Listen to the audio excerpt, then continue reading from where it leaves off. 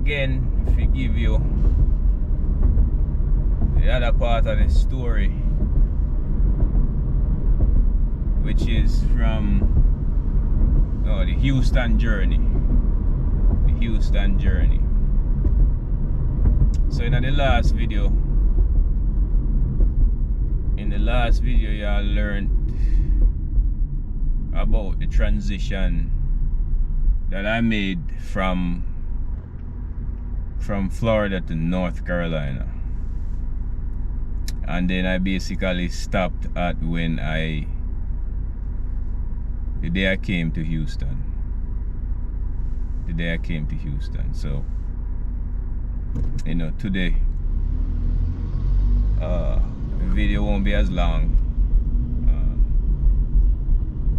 because I kind of want to break this down into two parts, like life in Houston.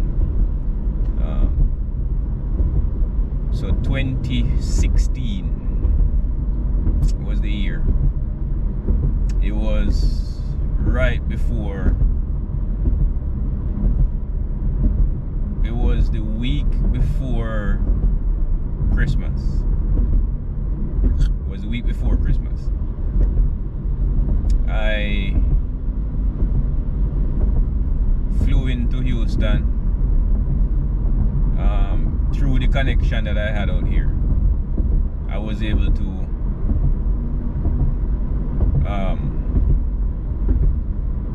get a place to stay. So I was staying in this hotel through my connection. I was paying 300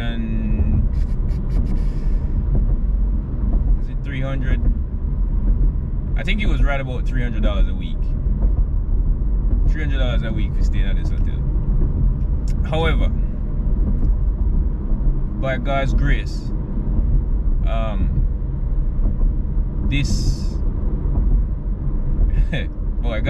God just sometimes I just laugh about how God has just been working in my life.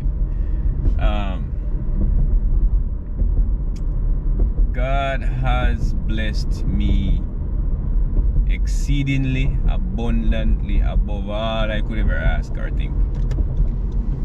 Like, for real. Exceedingly, abundantly, above all I could ever ask or think. God has been blessing me. So, the first month, right, I didn't pay a dime. But of course, there was going to be a bill to pay. So I spent just about a month in that hotel, right? After that month, I got myself an apartment. Praise be to God, where the hotel was, I had to be taking Uber at this time to get to and from work, because it wasn't close enough where I could walk, right? And so that's what I was doing. Now,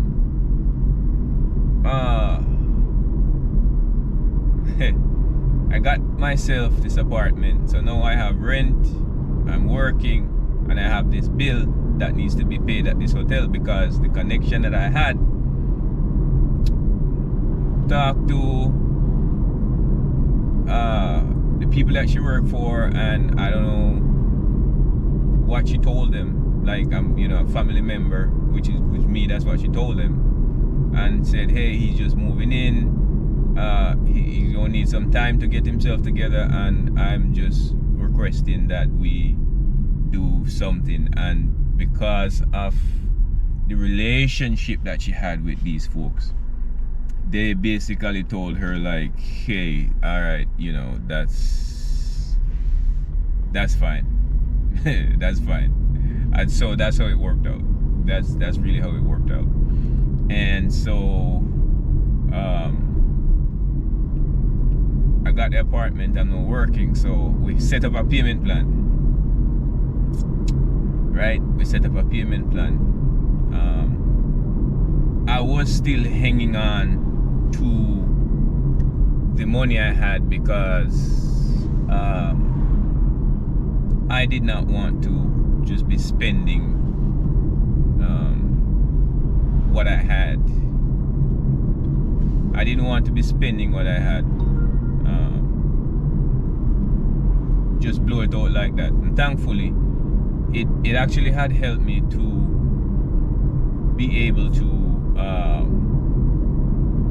pay the first month rent and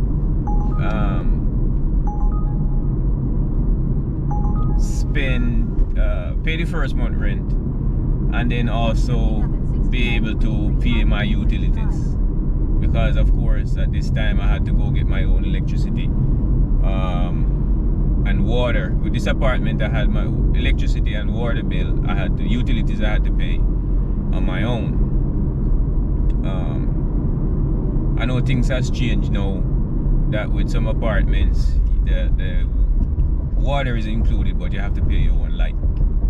And so it was just a blessing to me, because you know I had that opportunity where I could break things down and be able to figure things out. So the money that I came with, I was able to utilize that money into getting myself you know, where I needed to be with things. And so now I've moved out the hotel. I'm paying these folks. I just, you know, set up that little plan where I pay them like $100 a week. I think it was it was either $100 or $150 a week I was paying them till I was able to clear that off. Alright, so clear that off. So now the hotel, living there, all that bill was gone now. So working this restaurant. At this time I was baptized. I was baptized into the Seventh-day Adventist Church. Right? So I actually got baptized before I moved to Houston. So now I'm out here, and thanks to my friend, she was married. So yeah, this person was a female. She was married. So don't be getting any ideas, right? So I came out here, got the apartment, working. The apartment I was living at now was actually walking distance from where I was working. So thank God I was able to walk to work, so that money I would be spending on Uber, I was able to keep that to go toward my rent. So I'm working, not making much money, really not making much money. And then the people that I was working for were my fellow countrymen. And of course, you come to America and you're working in a place where you have your fellow countrymen. So you would think that, well, you know, there's a level of understanding that they have, because they themselves came through what I call chain migration. Somebody helped them to come here, right? Somebody helped them to come here. And so you would think that because of that level of understanding, then, you know, a brother would want to help a brother or look out for him in some kind of way. But of course, not having the understanding then that when you got some folks who come here and they live here, like, what would I say, the mindset, we would say, for those who don't really understand, we say, yeah, they have become Americanized, right? But sometimes you just have to put us in a situation that will allow us to expose ourselves, or show our true intentions. Because sometimes in life, all a person wants is the right opportunity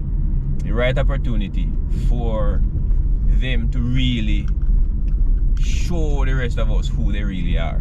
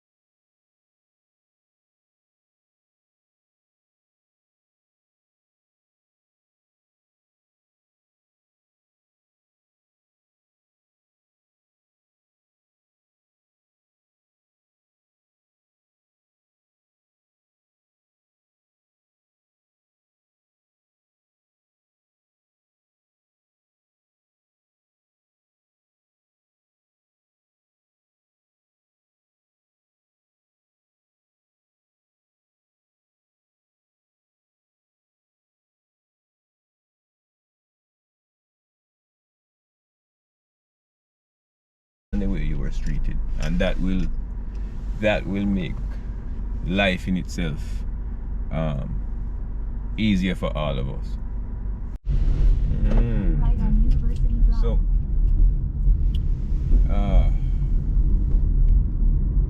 working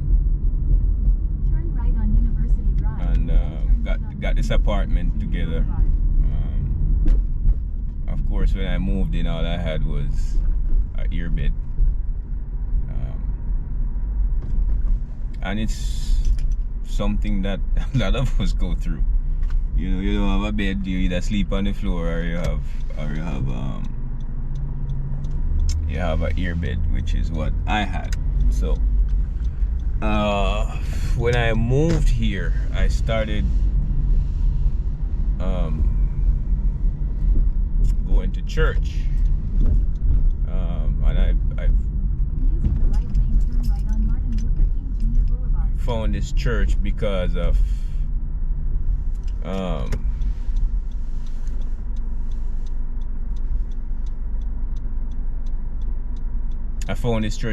my friend.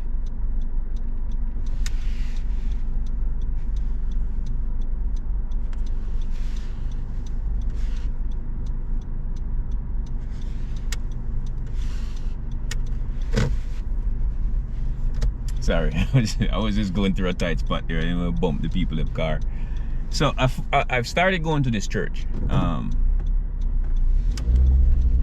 Started going to this church through the connection that I had, and so that's how I ended up meeting Diane. I know probably the first video I did, you hear me talk about how I ended up getting my first car. But that's how I met Diane. It was at this church. Maybe I should have waited until this part of the video to tell you how I met her. But yeah, that's how I met her. And you know, she helped me out in such a massive way. So started going to church, and you know, that's pretty much how my faith really started to blossom, and that's by, you know, visiting this church. And so I started meeting all these different people, and you know, things really started to come together for me. Then I met the Pearson family, and it was through them I started getting furniture from my apartment. So now I'm starting to get, I got a bed. I got this huge king bed. Took up a lot of space in that tiny bedroom that I have in this apartment, because my apartment was a small one, about 500 square feet. But of course, you know, being by myself, I don't really need a lot of living space. So met the Pearson family as well, and they we were talking. I don't remember how the conversation started, to be honest with you, but we just was talking, and I'm like, I'm looking for furnitures and stuff, and it's like, you know what, we are actually, this house that someone had, and they're planning to move out, and they basically just left a lot of stuff in the house, and it's like, just give all that stuff away. I mean, we don't care, we're moving, and they're moving out of the state, so we don't want to carry too much stuff. So there was like, and so I went to this house and got this huge king bed. I got a dining table, I got a dresser, I got a bunch of stuff, thankfully. It was just the frame, the bed frame. There was no mattress, because I've always believed, for me, bedding and like couch, that has to be new for me. I don't believe I would rather spend an arm and a leg to have new bedding and a couch. But that's that, yeah. So to have a hand-me-down couch or a hand-me-down bed, it's not something that I'm open to. It's not something that I want. So I was able to get brand new bedding. That how that happened too is crazy. It's crazy. I met this one sister, Sister Harris. She and I just, you know, that time, you ever have that moment where you just become friends like instantaneously with someone? That's how it was with me and Sister Harris. Like, we became friends at the drop of a hat. And so I then took my air mattress and I set it on top of this bed frame that I had, right? And I was, let me tell you something, I was sleeping comfortable on that air mattress. I got this huge, a matter of fact, I took that blanket from Florida. When I was living in Florida, it was during the winter time. And I went to, I want to say it was probably Didi's or one of those places I went to, and bought this huge blanket, brown blanket. Still have that blanket to this day.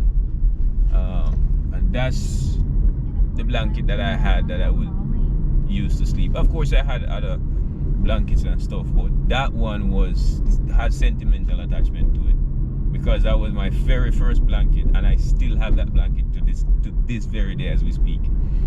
But so Sister Harris would come to the apartment, we would sit and we talk, and it was, to me, it was good to have company, you know what I mean, have someone you can talk to, because of course I still had my friend, and you know, we would talk to each other. She's busy with work and stuff, so you know, we get to see each other every now and again, but it was Sister Harris was spending coming to see me. She would actually we would have church at we would have Bible study every Wednesday night at church, prayer meeting, prayer meeting. And so I would take Uber to church. It wasn't that far away, so it wasn't anything crazy as far as paying for the Uber is concerned, but I would take Uber to church. And so Sister Harris said to me one evening, how do you get to church? I'm like, I just take an Uber. And she's like, I can pick you up and take you to church. And I was like, for real? She said, yeah, I'll pick you up. And so she started taking me to prayer meeting every Wednesday night. And that's how our friendship grew closer. It wasn't anything romantic. You know, I know probably some of the Jamaican might say, yeah, both man never, yeah, but Sister Harris and I never got involved in a romantic way. I do believe that, well, not believe, I know there was we liked each other, but it never got to the romantic. It never got romantic between Sister Harris and I. You know, we're still friends to this day. We've gone hang out a few times, myself and her and my wife. You know, but yeah, that's pretty much how you know, started getting to know all these people at church and started making these connections, and things really starting to get better for me in terms of you know, my belief. So yeah, it's just you know, hanging out with Sister Harris, man, and you know, the friendship that we had just started growing from there. And you know, she's taking me to church and all that good stuff, and you know, just adapted, basically got into this family, you know, got into this family at church. And so we all just became one happy family in a sense. And so, you know, as time went on, you know, I'm still living in this apartment, and then with my job, oh my goodness. So like I was saying earlier, that you know, you meet with your fellow countrymen with a sense, maybe naivety, if there's naivety. Just be naive, thinking, you're around your people. So we know how we are in Jamaica. You know what I mean? Like we really and truly we get along with each other, right? We get along with each other for the most part. We don't have to know you, but we'll sit for hours and talk about all sorts of different things. You know what I mean? And everybody just, we all have this camaraderie.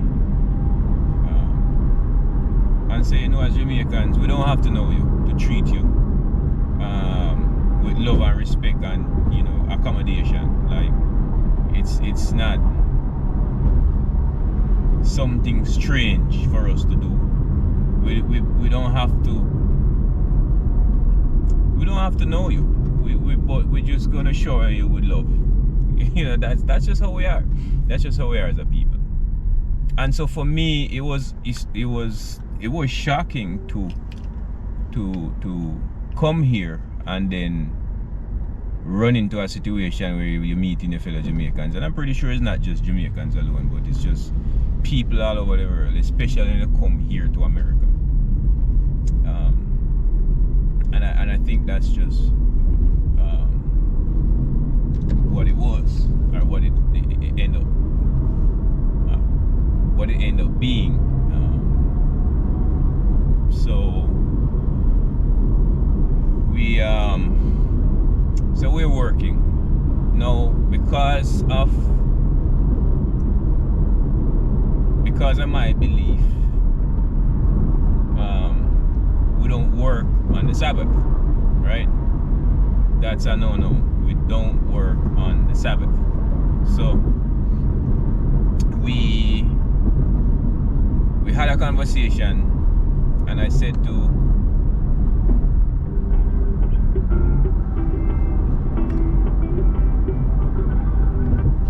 the guy that I was working for at the time, I said to him, I do not work. And this was, a matter of fact, I told him that I don't work on Saturdays, because that's what the Bible teaches. It's not just my belief, but the word of God says, remember the Sabbath day to keep it holy. 6 days shall thou labor and do all thy work, but on the Sabbath, the seventh day, on the Sabbath, the seventh day of the Lord thy God, he says, you, your son, your daughter, your manservant, your maidservant, there are strangers that which is within thy gates. Your cattle, even your oxen, should rest on the Sabbath. So Sabbath is a day of rest and worship, and the Bible also teaches us that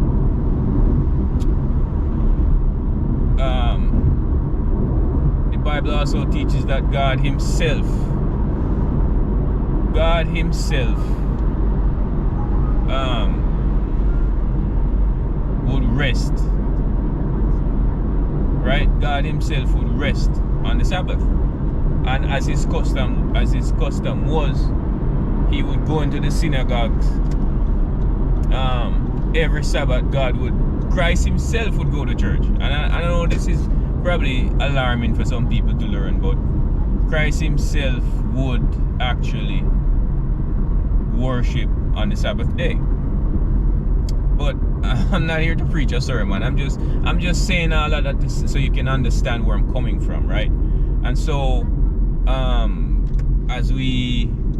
before I started working, I told the guy, I said, I don't work on the Sabbath. And he says, fine, cool, no problem. So I'm doing my thing, because on the Sabbath, I'm at church, and I'm doing all that kind of good stuff. And so I came in one day for work, and he says to me, hey, I think it was a Monday, and he came to me and said to me, hey, listen, we've been really busy here, and I need you to come in to work. And I said, man, we had this conversation. I do not desire to work. And he's like, yo, I need you, and I really need you. No, this was during like I said, this was during the winter months now, because we're now in December. Like it was no, actually Christmas had passed, because I came here the week before Christmas, so Christmas had passed and all that kind of stuff. So now we're like very early, maybe the first week of January. And so I'm saying to this guy that, you know, I just don't want to work. I don't want to work at all. And he says, because the winter months, sorry, I'm just kind of all over the place, but please bear with me. So in the winter months, it gets darker earlier. So like by 5 o'clock comes around sunset. So as Sabbath keepers, we observe the Sabbath from sunset Friday to sunset on Sabbath, right? We simply don't do any work between Friday evening to Sabbath till after sunset on Sabbath. What I'm just referring to it as Sabbath, but I mean Saturday, for those who may not understand what I'm saying. So from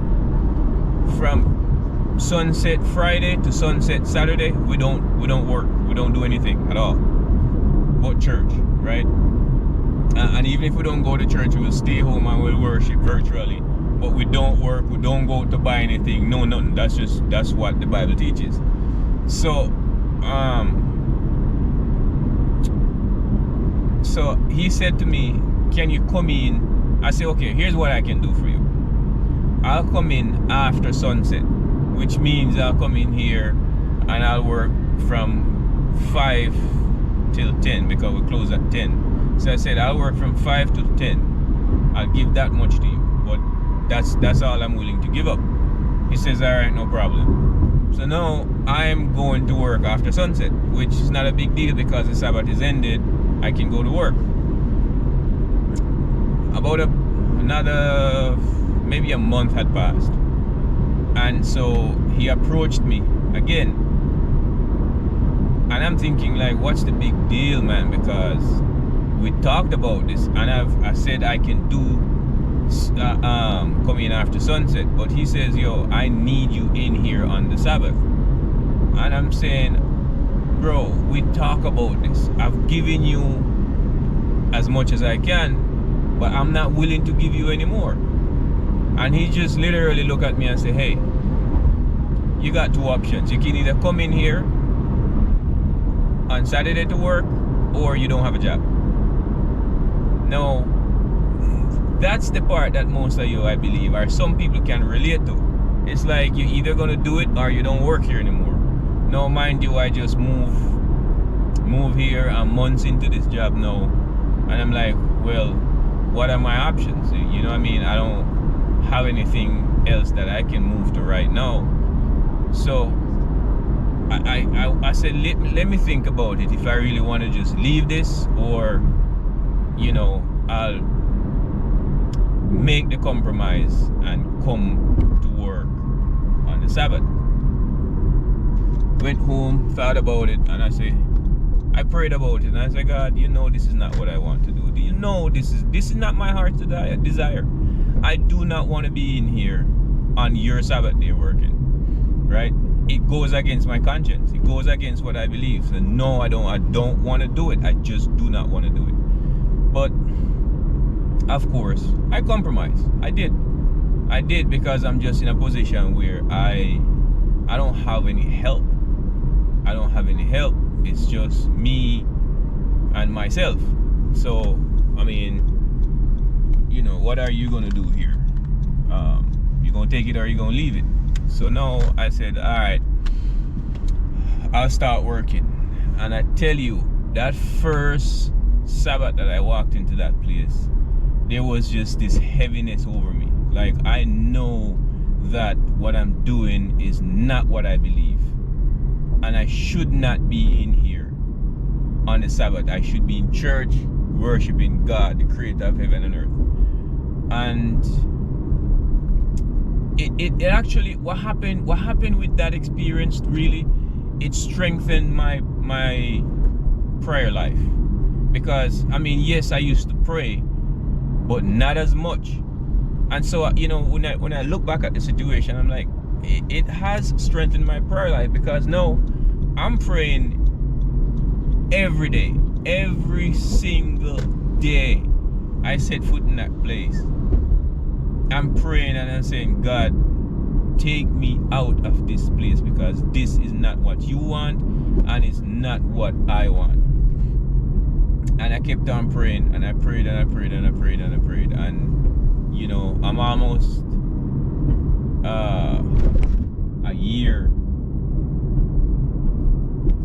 a year in this job. I know you're probably wondering what job I'm talking about. The job, because I didn't say, it was in a restaurant. I was working in this restaurant as a cook, right? I mentioned that, and I think the second video I did, I had mentioned that I started cooking. So yeah, that's just basically what it was for me. Like I was working, and I prayed and I prayed and I prayed and I said, God, I need you to take me, whatever it is that you have to do, take me out of this, because this is not what I want, this is not what you want for me, and I don't want to be here. I don't want to be here, because every Sabbath that I set foot in this restaurant, there is just a level of feeling just horrible, because it's like I'm desecrating this thing. So I just started looking around for different opportunities, for different jobs. And so with the construction background that I had, sorry, excuse me, the construction background that I had, I started looking for something in that field, and lo and behold, I came across this company called Home Advisor. And Home Advisor, I basically would work for myself.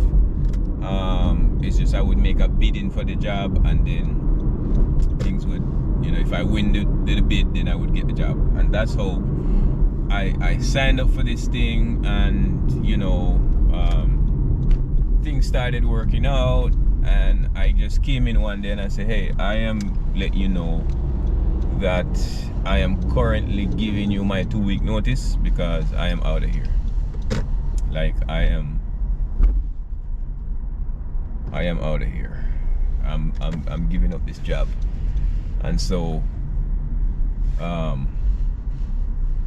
that's pretty much how I ended up walking away from that job, because I was just at this point where I can't do it anymore.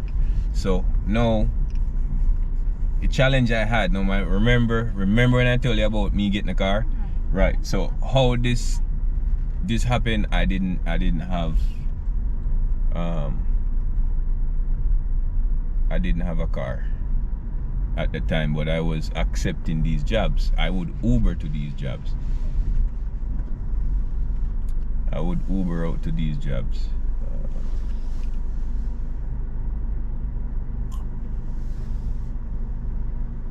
Sorry, I'm just kind of paying attention. I would Uber my way to these jobs, and that's how I would get around until, like I said, with Diane coming to my life now, and Diane was like, hey, you know, the car situation, I heard that you're working and you don't have a car and that kind of stuff, and that's how I ended up getting that car. So now I have a car, I'm able to drive, and things started looking up. But I mean, of course, with any job, a lot of times things slow down, and so things begin to slow down with work. Now I'm in this situation, I may say, alright, well, I'm gonna have to figure this out, because I got car note that needs to be paid, I got rent that needs to be paid. So I get to this place where I'm really in a bind now. I'm in a bind because I'm just not making that money like I used to. The jobs that I'm bidding on top of that, I gotta pay pay for these jobs that I get. So I would bid at, you know, I would bid for like $15-20. The bigger jobs are more money, but whatever I bid for, I have to pay the company for the bidding fee, right? And that's just how it was. And so you know, now I have to, my money is being stretched thin because I gotta pay the rent, I got my car note to be paid, I gotta be paying this company. And so I got in a bind financially. So I called this company. I told them like, hey, right now I want to shut this thing down until I pay you guys off, because I don't want to keep getting these things, and the jobs that I'm getting, they're not really being fruitful. And I'm like, I don't really know anybody. I can't really make any connections. Like, you know, if I have known people around, then that'd be a different story. And so again, now I'm in this place where all my money is now gone. You know, I was paying the rent because of course you gotta live there, but all the other necessities that I had, all the other money that I had saved is being spent, right? All that money is now spent.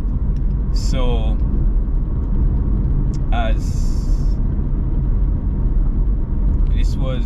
now let me jump backwards for a little bit. So I got the apartment, like I said, in early 2017 when I got the apartment. So I actually spent a year living there.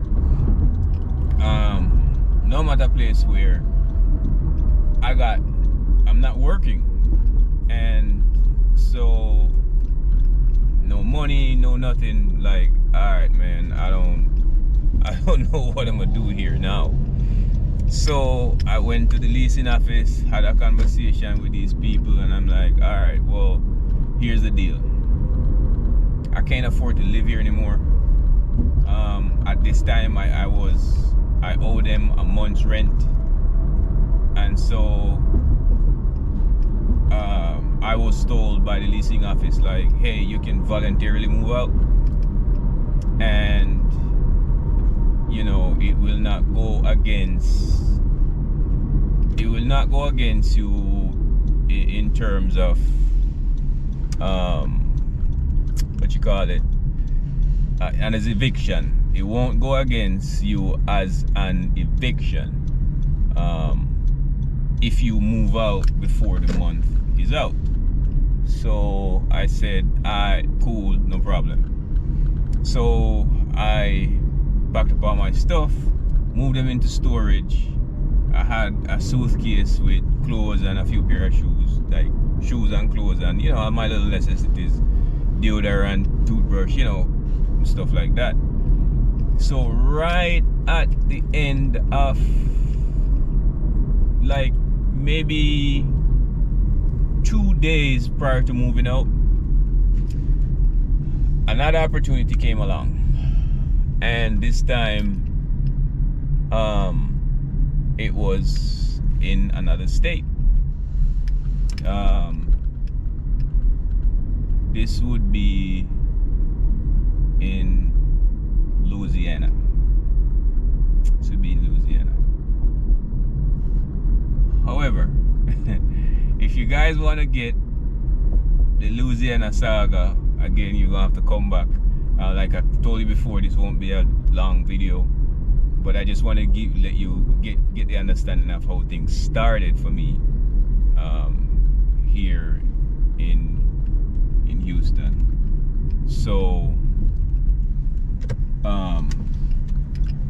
come back for the next video, and you will hear about my what happened when I basically lost my apartment and had to go live elsewhere. So I'm gonna leave it at that for now. Until next time, peace, love,